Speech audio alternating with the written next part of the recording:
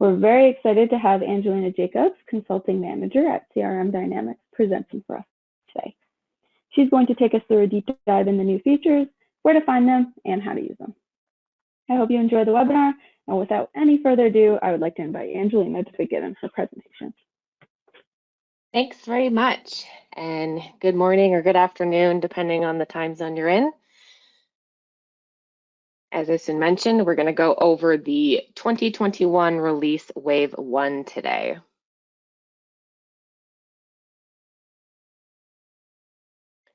Just reiterating some of the housekeeping items that Isin mentioned. This webinar is being recorded. Everyone has been muted, except for the presenters. And then any questions will be answered at the end of the session, so we will leave time for that. As introduced, I'm Angelina Jacobs. I'm a consulting manager at CRM Dynamics, located in Ontario, Canada. As always, I suggest and recommend you connect with me on LinkedIn. I'm happy to start a dialogue there and network through LinkedIn. So please feel free to reach out to me on there.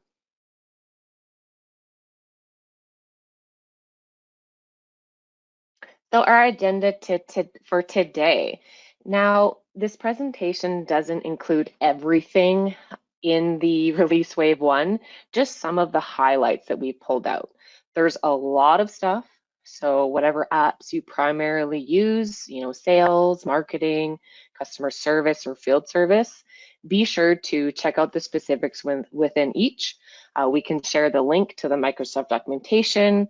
It's only a few hundred pages you can read through, and there's supporting online documentation that goes through each of the new features for this wave. So I'll talk quickly on the timelines. We'll go into marketing, sales, customer service, and field service for this session.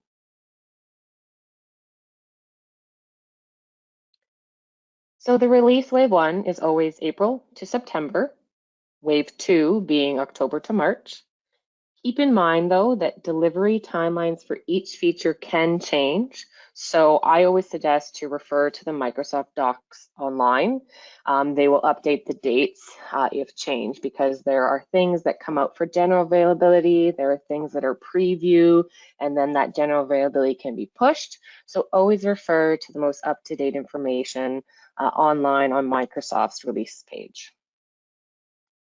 I've included the link here as well if you want a quick snapshot of where to go to read up on the release plans.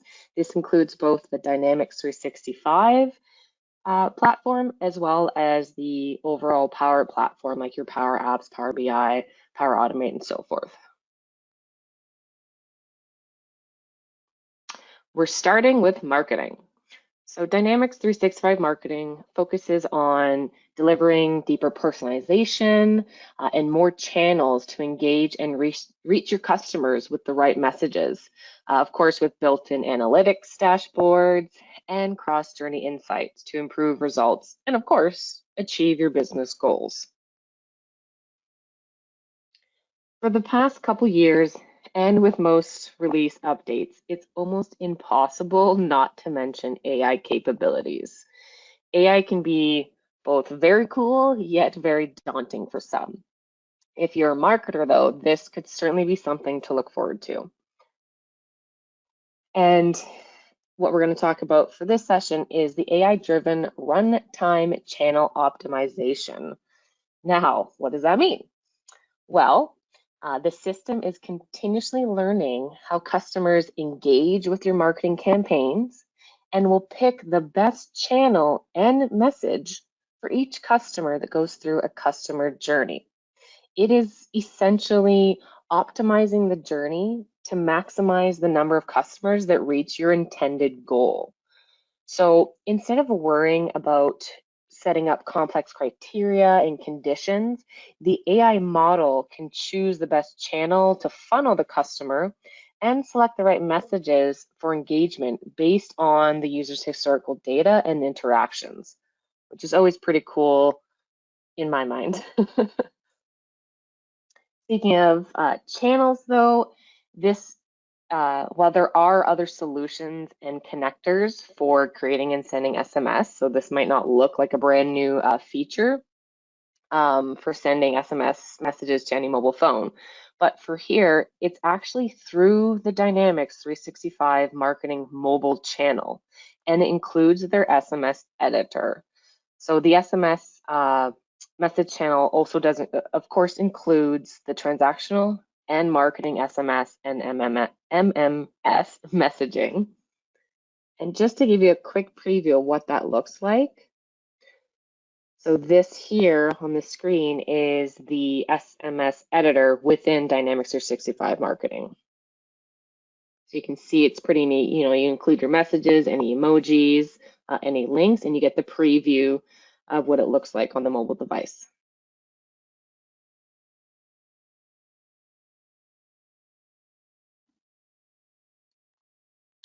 In terms of analytics, so there's additions to the A/B testing capabilities. Now, A/B testing isn't any new feature for most marketers, but in this case, A/B tests can be done with the same message across different channels, different messages altogether, or any next action.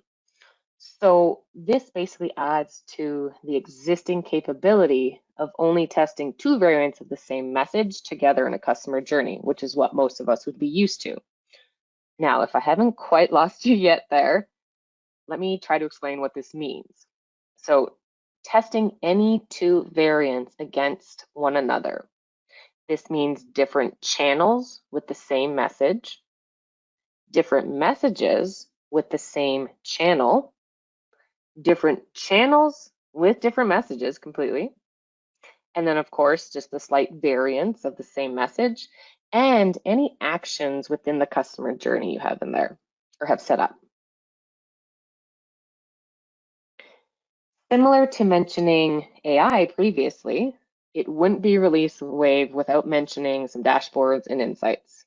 So for those of you that like to ingest the metrics, the views, insights, this one is for you, as well as the last point here. Monitoring customer journeys and channel KPIs in real time. So this allows you to properly monitor your journey operation health, identify possible bottlenecks, see which channels or steps in the journey are underperforming, and see where engagement is happening or not happening.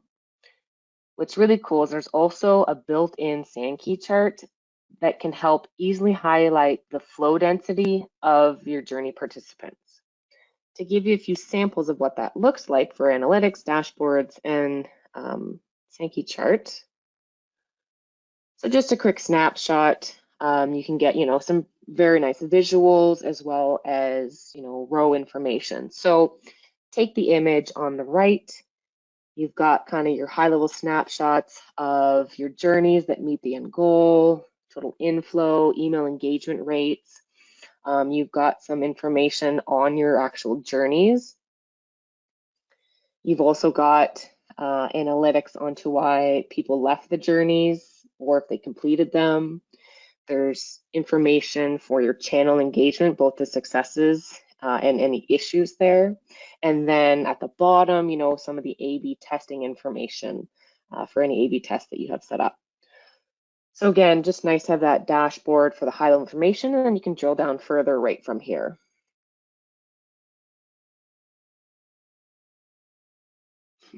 Also, specific analytics. So if I were to open up one of the push notifications, let's say that I set up, you can get your analytics right from with there as well.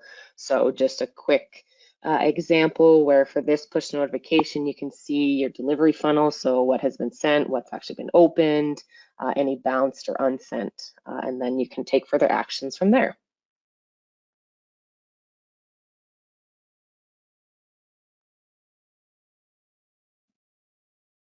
I mentioned the Sankey chart, so you can kind of see that flow density of journey participants. So again, a great visual that you can take action on. If you can see here, you can see that flow density on the left side, the yes path versus the no path. And these again come as out of the box dashboard charts available to you in the marketing app.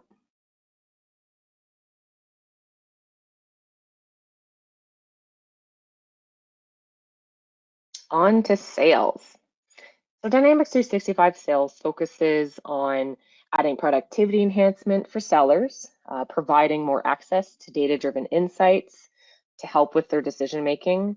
You can certainly expect updates to automation and sequencing, conversation intelligence, and many great updates to the mobile app for sure, to enhance the overall mobile experience for sellers.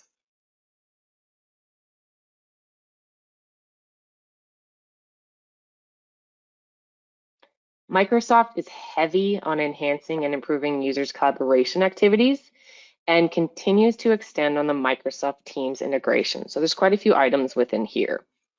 The aim is a full Microsoft Teams embedded chat experience that allows sellers to stay within their CRM workflows, but also collaborate with stakeholders for the critical information they need to close their deals faster. So some of these features, again, not all, but some of the great ones that I'm highlighting, the ability to access contextual lists of Teams channels and chats from within Dynamics 365, being able to create activities or notes on a Dynamics 365 record or row from the context of a Teams message, editing a Dynamics 365 record within a Teams conversation, so you're in Teams and can edit a Dynamics 365 record. This means anyone involved, even in the conversation, could quickly update or edit a particular record sent in that chat or change the state of a record. Let's talk opportunities or leads. Now, keep in mind, security permissions for write access would still be enforced. Lastly, engaging in Teams chat from Dynamics. So coming the other way, instead of continually switching between apps, you're launching Teams, you're launching Dynamics, and so forth, you can have the full Teams chat experience from within Dynamics 365. So sellers can continue their work in the system and yet still use their Teams chat and collaborate that way, all within the same browser, essentially.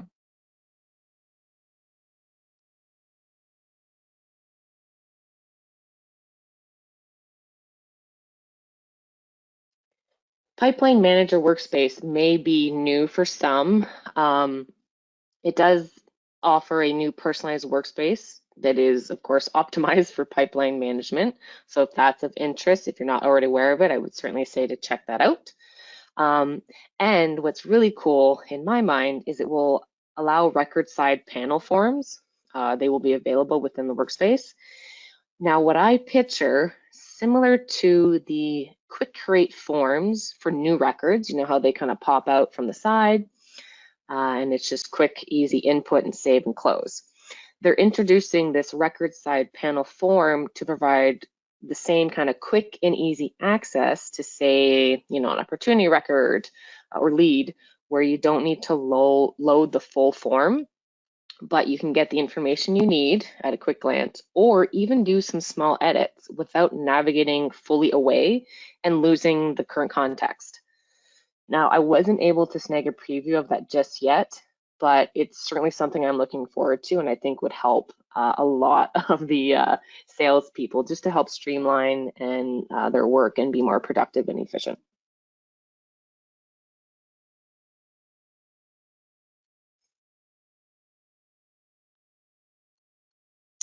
Moving away from sales and marketing, let's talk about customer service. So there's improvements to the agent experiences, including case management capabilities and email, as well as much in the omni-channel space.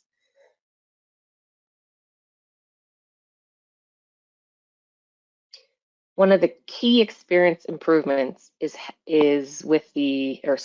the agent experience is having appointments data included in the core service scheduling solution. So instead of schedulers having to double check between Outlook and Dynamics, especially like shared Outlook calendars, to get a full and accurate view of availability, this feature includes Outlook data in the core service scheduling. So the schedule board view reflects the people's appointments as well as the service activities booked within there. One thing to note though with this is the Outlook appointments will require the manual tracking to Dynamics 365 so that they'll appear in that appointment table in Dynamics. So this means the users can select which ones would show for the scheduler. So similar to how any CRM users can track appointments from Outlook to Dynamics, this would be the same concept. And then that would allow it to show up if that user is in the service scheduling. For those still getting used to the customer service workspace or omnichannel for that matter, those are both multi-session apps. So I just wanted to point out that there are no doubt, or they certainly are continuing to improve the navigation within there, the user experience and visuals. So those multi-session apps are relatively new, and within the past year.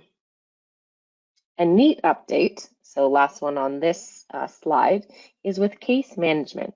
And it's allowing updates to cases that are in the resolved or canceled status. So while the user experience on the case form will continue to be read-only, so nothing changes with that experience, system admins and customers, developers can still update closed cases without having to reopen them. So those marked as either resolved or canceled as your standard out-of-the-box statuses. They can update it with tools like Power Automate, APIs, or plugins without having the need to, reopen, update, and close again.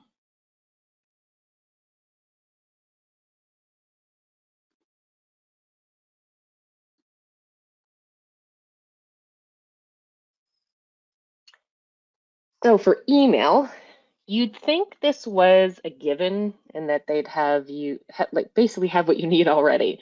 But let's be honest, there's still improvements to email configurability, and that is coming in this release wave. So finally, the email editor, the template builder, and the email signature builder can be enabled to accept the full configuration capability of the rich text editor control. What this means is customizing the list of available fonts, setting default fonts, adding your own, accessing HTML, and any other items the rich text editor allows, which is one of the key pieces with customer service. Regardless of how customers come in, information and messages, communication come in, whether it's chat, phone, or email, often there's always some form of communication via email. So this makes it just a lot nicer for those customer service agents to provide information via email, but still have it look professional, both with the email itself, but having the nice signatures and such that was lacking in previous versions.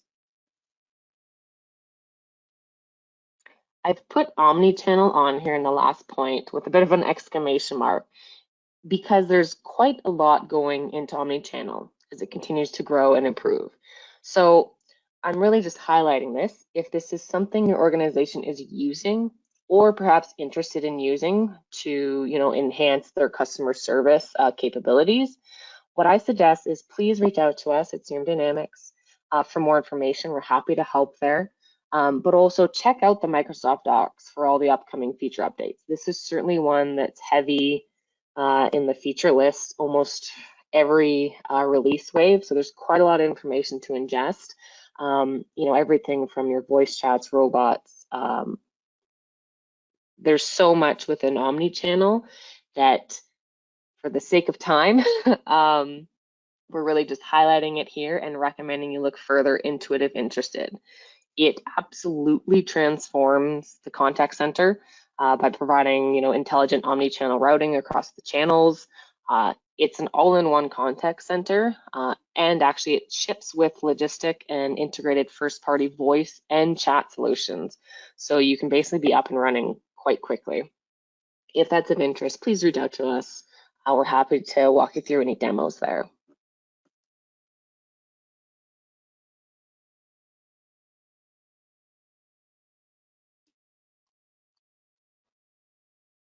As our last item, Field Service introduces a comprehensive experience for customers that will allow them to self-schedule service.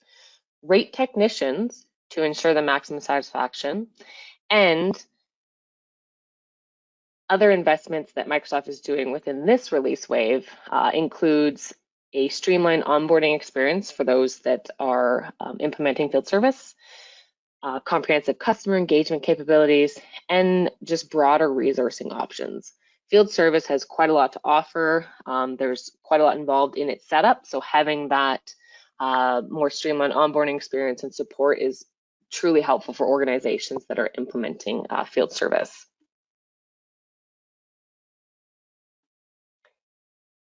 Specifically, I'm focusing on the end customer engagements here.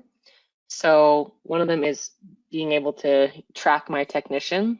You know, we all love to track our Uber Eats drivers, so this is no different. Not only can this include automated service visit reminders and ETAs, so customers can basically be ready and make sure that they're available. They can also track the driver in real time when the technician is en route. Just a quick snapshot of what that looks like here. This is a responsive user interface hosted on Power Apps portals. So it provides easy access from almost any customer device. So you can see here a nice little tracking of your technician with that estimated time of arrival and any booking information.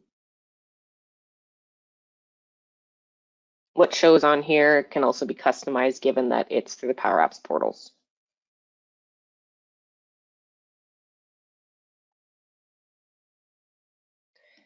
There's self-service scheduling as well. So speaking of said Power Apps portals, just pull that up as well. The self-scheduling and custom information collection as part of the scheduling request can be enabled. So here's just a quick snapshot of that self-service scheduling from either, web, mobile, tablet, again, hosted on the Power Apps portals.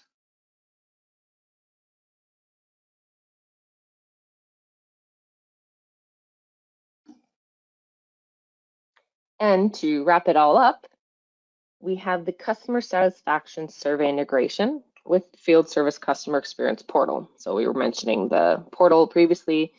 This allows admins to easily embed a customer voice survey. So for those that use customer voice, which is another Microsoft product for surveys, you can embed them into the portal as part of the Track My Technician experience that we talked about earlier. So it can offer, or it can be offered as part of the overall booking life cycle or process, specifically after completed service visit. So we've started with the Track My Technician to get that estimated time of arrival. Even before that, you could have had a self-service scheduling request come in that then triggers that. And then at the end, to wrap it all up, once the technician has completed their visit and left, you can have the system send, as part of that process, the customer satisfaction survey, which then loops all the way back to the initial visit. So the customer survey response will link to that booking, and then you can get the proper analytics and insights, and then do certain actions, whether it's improvements or congratulations, kudos to the technicians.